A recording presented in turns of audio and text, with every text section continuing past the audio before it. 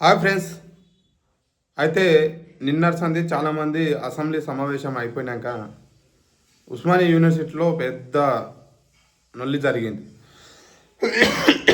ఎందుకు నల్లి జరిగింది అంటే అయితే శ్రీధర్ బాబు ఉన్నాడు కదా, మంత్రి శ్రీధర్ బాబు ఏమన్నాడంటే ఒకసారి ఆ న్యూస్ చూద్దాం. మనము ఒకసారి చూసిన తర్వాత పూర్తిగా మనం దీనిపైన మాట్లాడదాము. జాబ్స్ అప్పుడు ఏదైతే హామీలు ఇచ్చారో జాబ్ క్యాలెండర్ నోటీసు, జాబ్స్ కూడా ఇప్పటికి కూడా హామీ లేదు. మీటింగ్ ఏర్పాటు చేసుకుని దాదాపు వాటిని కన్విన్స్ చేసి 12,152 కోట్ల రూపాయల మేరకు ఒప్పందాలు చేస్తున్నాం. ఎప్పటివరకు అధ్యక్ష ఈ 2,71,000 కోట్ల రూపాయలు మొన్న గ్లోబల్ కాన్ఫరెన్స్ కు సంబంధించిన అంశం కంటే ముందు. సో దీంట్లో ఎన్ని వచ్చినాయని మీరు అడుగుతా ఉన్నారు. దీంట్లో 60% గ్రౌండ్ అయినాయి అధ్యక్ష. ఇంకా 40% కావాలి, దాని వెనకాల పడతా ఉన్నాం. ఆ సందర్భాన్ని పురస్కరించుకొని కూడా చేసి తీర్చే ప్రయత్నం చేస్తాం. ఇది రాష్ట్రానికి సంబంధించిన అధ్యక్ష. ఈ రోజు మేము ఉండొచ్చు, 10 సంవత్సరాల తర్వాత ఇంకోరు ఉండొచ్చు, 15 సంవత్సరాల తర్వాత ఇంకోరు ఉండొచ్చు. కానీ రాష్ట్రానికి సంబంధించిన ఈ పరిశ్రమల వాతావరణం ముందుకు తీసుకెళ్లే ప్రయత్నం అధ్యక్ష. ఇదే విధంగా కరెక్టే చెప్పారు. ఒక ప్రభుత్వ రంగంలోనే ఎంప్లాయ్మెంట్ అంటే కుదరదు అధ్యక్ష. ఈరోజు వేలాది మంది గ్రాడ్యుయేట్లుగా, పోస్ట్ గ్రాడ్యుయేట్లుగా ఉండి ఉపాధి లేకుండా ఉన్న చేసే ప్రయత్నంలో ప్రభుత్వ పక్షాన మొట్టమొదటిసారి అధ్యక్ష మనం తెలంగాణ రాష్ట్రం ఏర్పడ్డ తర్వాత ఇన్ని వేల ఉద్యోగాలు, దాదాపు 70,000 ప్రభుత్వ ఉద్యోగాలు ఇచ్చిన ఘనత మా కాంగ్రెస్ పార్టీ ప్రభుత్వాన్ని. ఆ పక్షాన కూడా 75,000 పక్షాన ఈరోజు ఎవరు అధ్యక్ష? ఓకే, 70,000 ఉద్యోగాలు ఇచ్చారు. 70,000 ఉద్యోగాలు వీళ్ళు ఎప్పుడు నోటిఫికేషన్ వేసారు? ఉద్యోగాలకు అసలు నోటిఫికేషన్ వేసినా? గత ప్రభుత్వం వేసిన నోటిఫికేషన్ ఏదైతే ఉన్నదో వీళ్ళు దాని ఎగ్జామ్స్ అయిపోయినాక దానికి జాబ్స్ ఇచ్చి వీళ్ళు ఎగ్జామ్స్ కూడా కంటెంట్ చేయలేరు. అసలు నోటిఫికేషన్ ఎప్పుడు వేస్తారని కూడా ఇప్పటివరకు కూడా నోటిఫికేషన్ వేయలేరు. మరి నేను కూడా ఏంటంటే ప్రజల తరఫున మాట్లాడాలి ఎప్పుడైనా, పార్టీ తరఫున కాదు. మనం ఏంటంటే ప్రజలు ఉంటేనే పార్టీలు ఉంటాయి, ప్రజలు లేకుంటే పార్టీలు లేవు. ఒకటి బాగా గుర్తుపెట్టుకోవాలి ప్రెస్ అందరూ. ఎందుకోసం అంటే ఒక మాట చెప్తా. గతంలో ఏం చేశారంటే కేసీఆర్ ఎవరైతే ఉన్నారో ఆ వ్యక్తిని జాబ్స్ ఇవ్వలేరు అనేసి తెలంగాణ ప్రజలే ఓడించి ఇంట్లో కూర్చోబెట్టారు. ఆయన చేసింది మొట్టమొదటి రెండు. ఒకటి దళిత బంధు విషయంలో, రెండోది వచ్చేసి నిరుద్యోగులకు జాబ్స్ ఇవ్వకపోవడము ఇవి ఇచ్చిండు. ప్రభుత్వ రంగంలోనే జాబ్స్ ఇవ్వడం కుదరదు అధ్యక్ష అంటారు. మరి అంత పెట్టలేమాట అంటారు. మరి గత గవర్నమెంట్ ఏం చేసింది? మరి ప్రభుత్వ రంగంలో ఇవ్వకున్నా కానీ ప్రైవేట్ రంగాలలో కొన్ని వేల సంస్థలు తీసుకొచ్చి, లక్షల సంస్థ తీసుకొని వచ్చి, కంపెనీలు తీసుకొని వచ్చి అసలు పూర్తిగా తెలంగాణ రాష్ట్రంలో పూర్తిగా చాలామంది ఈరోజు అమెజాన్ కానీ, ఇంకా ఫ్లిప్కార్ట్ కానీ ఇట్లాంటి సంస్థలు, చాలా పెద్ద సంస్థలు తీసుకొని వచ్చి జాబ్ ఎంప్లాయ్మెంట్ కలిగించిందంటే గత గవర్నమెంట్ కలిగించింది. మరి వీళ్ళు ఏం చేస్తారు? ప్రైవేట్ రంగాల్లో కలిగించేది మీరే కాదు, ఏ ప్రభుత్వాలు వచ్చినా అని పెట్టుబడిదారులు వచ్చినప్పుడు కన్ఫామ్ అక్కడ పెట్టుబడులు ఒక బిజినెస్ జరుగుతున్నప్పుడు వారికి ఉద్యోగాలు కావాలి వారికి ఆ సంస్థలో పనిచేయడానికి మనుషులు కావాలి. కాబట్టి 100% అక్కడ ఉద్యోగం కలుగుతుంది. నీవు ఇచ్చినా ఇవ్వకపోయినా ఆ సంస్థ పెట్టుకుంటుంది. ఏ సంస్థ పెట్టుకుంటుంది? ఏదైతే సంస్థ ఇక్కడ వచ్చిందో, ఫ్లిప్కార్ట్, అమెజాన్ లాంటి సంస్థలు ఏవైతే వచ్చినాయో ఆ సంస్థలు పెట్టుకుంటాయి ఇక్కడ. కానీ మరి మీరు ప్రభుత్వం నుండి గత గవర్నమెంట్ ఉద్యోగాలు ఇచ్చిర్రా, కేసీఆర్ ఉద్యోగాలు ఇచ్చిర్రా అనేసి చేసిర్రు. మరి మీరేం చేస్తున్నారు ఇప్పుడు?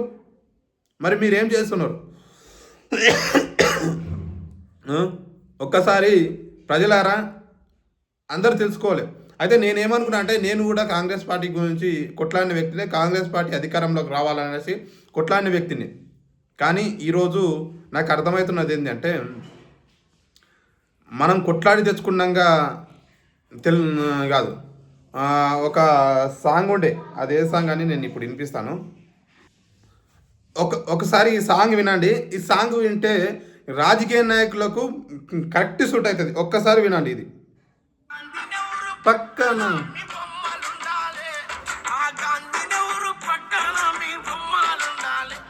పోలీసు స్టేషన్లో మన ఫోటోలు ఉండాలి, బాబు సల్లంగుండాలి, బాబు సల్లంగుండాలి. విన్నారా ఈ సాంగ్ లాగానే పోలీస్ స్టేషన్లోనేమో మన పైన కేసులు అవుతాయి కార్యకర్తల పైన. మరి వీళ్ళు అధికారంలోకి వచ్చినాక నిరుద్యోగులను పట్టించుకోలేరు. ఆ రోజు కాంగ్రెస్ పార్టీ అధికారంలోకి రావడానికి మెయిన్ రీజన్ ఏంటంటే నిరుద్యోగులు. ఈరోజు నిరుద్యోగులను పట్టించుకునే పాపం లేదు. గత గవర్నమెంట్లో ఏం చేశారంటే మొన్న చూసిన సీఎం రేవంత్ రెడ్డి సార్, అది కూడా మీకు వీడియో నేను ప్లే చేసి చూపిస్తాను. ఆ వీడియో కూడా నా దగ్గర ఉంటే ఇప్పుడు ఒక నిమిషం నేను దీంట్లో చూస్తాను. ఒకవేళ ఉన్నా అనుకో చూపిస్తాను, లేదనుకో మీకు పక్కన పెడతాను నేను ఆ వీడియో. లేదు అయితే అక్కడ పక్కన పెడతాను ఆ వీడియో ఉన్నది. గత గవర్నమెంట్ కూడా కాంగ్రెస్ పార్టీ ఏదైతే ఉందో అప్పుడు అపోజిషన్లో ఉన్నప్పుడు చెప్పింది, మేము నిరుద్యోగుల పక్షాన నిలబడతాము, జాబ్ చేస్తామని. మరి ఈరోజు అంటున్న మాట తప్పడం ఏంది? ఒకసారి ప్రజలారా నిర్ణయించాలి మీరే. కాబట్టి ఈరోజు తెలంగాణ రాష్ట్రంలో ఇట్లా జరుగుతున్నది. వాళ్ళకేమో పోలీస్ స్టేషన్లోనేమో మన ఫోటోలు ఉంటాయి, వాళ్ళేమో కుర్చీలో కూర్చొని రాజవంశాలు రాజబతుకులు బతుకుతారు వాళ్ళు. కాబట్టి ప్రజలారా ఇప్పటికైనా గ్రహించండి. కాంగ్రెస్ పార్టీ కార్యకర్తలు ఎవరైతే ఉన్నారో నేను ఒక్కటే విజ్ఞప్తి చేస్తున్నా, నేను కూడా కాంగ్రెస్ పార్టీ కార్యకర్తనే కాబట్టి ఒక్కటే విజ్ఞప్తి చేస్తున్నా. గతంలో ఉన్న కాంగ్రెస్ టైప్ కాదు ఈ రోజులలో ఉన్న కాంగ్రెస్. గతంలో ఉన్న కాంగ్రెస్ వేరు, ఇప్పుడున్న కాంగ్రెస్ వేరు. ఈరోజు వాస్తవం చెప్తున్నాను. ఈరోజు ఎట్లా జరుగుతున్నా అంటే కాన్సెన్స్లల్లా ఎవరైనా ప్రశ్నిస్తే వారిపైన కేసులు కట్టడము 100% అవుతుంది. వారికి ఎవరు కాదు, ఆ కాన్సెన్స్లో ఉన్న ఎమ్మెల్యేలే ఆ గ్రామాలలో కొంతమంది అందరు లీడర్లు అనట్లేదు, కొంతమంది లీడర్లు ఉంటారు.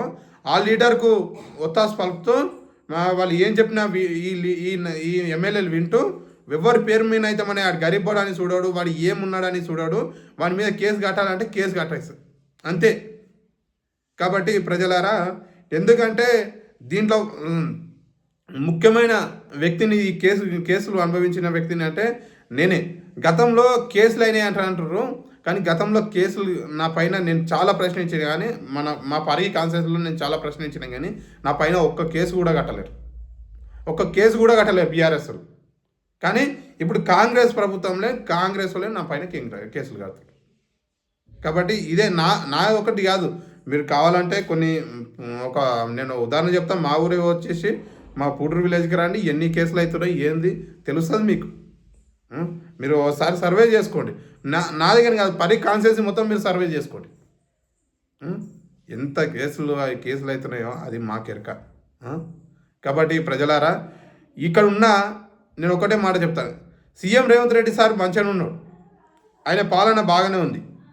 కానీ ఇక్కడున్న మా ప్రాంతంలో ఉన్న ఎమ్మెల్యే ఉండరు కదా, ఆ ఎమ్మెల్యే వచ్చేసి ఇట్లాంటివే చేస్తున్నారు. మొత్తం కేసులు కట్టించడాలు, వాళ్ళకు దొత్తు వాళ్ళకడం అవే జరుగుతున్నాయి. కానీ ఈయన ఏమనంటే గవర్నమెంట్ తీసుకొచ్చిన పథకాలు ఉంటాయి, ఈయన ఏదో కృషి చేసి నేను తీసుకొని వచ్చినట్టు ఈయన మాట్లాడతారు. కానీ అవన్నీ ఏం లేవు.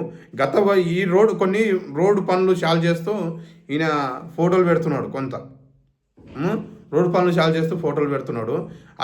అవి ఆర్డర్స్ చేసిందే గత గవర్నమెంట్ చేసింది, దాన్ని మార్చుకొని వీరు వచ్చి పబ్లిక్లో చూపించి ఇవి చేస్తున్నారు. మా దగ్గర ఉన్న రోడే ఇంకా కంప్లీట్ కాలేదు. కాబట్టి చెప్తున్నారు ప్రజలారా.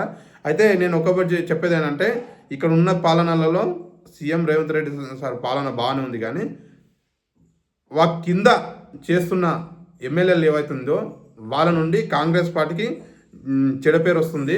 కాబట్టి బాగా గ్రహించండి ప్రజలారా. అందరూ ఒకసారి ఛానల్ సబ్స్క్రైబ్ చేయండి, షేర్ చేయండి, లైక్ చేయండి.